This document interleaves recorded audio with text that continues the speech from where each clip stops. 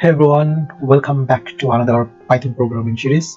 Today we will explore three essential exploratory data analysis EDA technique that helps us understand our dataset, correlation analysis, handling missing data, and grouped summary statistics. So let's get started. Let's install the necessary libraries. You will need pandas, matplotlib, seaborn, and optionally plotly for interactive visualization. So run these following commands to install them if you haven't installed.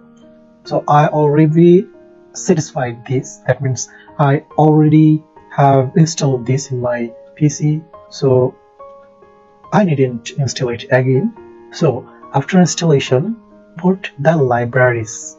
Here I import pandas, matplotlib, seaborn, plotly, and pyreadstat. So now let's load our dataset, which is in SPSS format using pyreadstat. So here file path in this PC, in my PC, the file path is this. So make sure this path is correct on according to your PC's path, and I use for SPSS format as is the file is SPSS format, so I use pyreadstat. And then let's take a quick look at the data. Print dataset head and print dataset info. So let's run it, and you're seeing here the dataset. This is the dataset, and this is the info of the dataset. Here the info is showing us non-null counts and data types. So let's calculate the correlation analysis. Correlation analysis helps us understand relationship between numerical values in the dataset. A correlation matrix shows us each variable relates to the others. So now make a code. This code I just made numerical columns as chars and BMI. According to your dataset, just select numerical columns and replace them with actual column names from your dataset, and then calculate the correlation matrix and then visualize them. Just run it, and you're seeing this is a correlation matrix. Here is charges and BMI versus is charges and BMI. This shows us a correlation close to 1 or 1 indicates a strong relationship.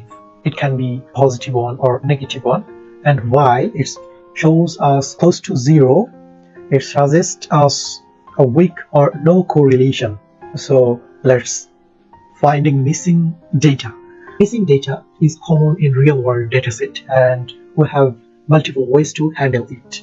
And for that, just drop the rows, remove rows that have any missing values, which reduce the data, and after filtering missing data, replace missing values with a statistical median. Like the median, you can keep the dataset inside. So this is the following code. Just run it, and you're seeing here if they have any missing value, it will be replaced by the median. So now we will group summary statistics. So grouped summary statistics helps us understand patterns within specific categories, like average search by smoker status. For that, here grouping data lets us break down numerical values by categorical columns, revealing difference between group.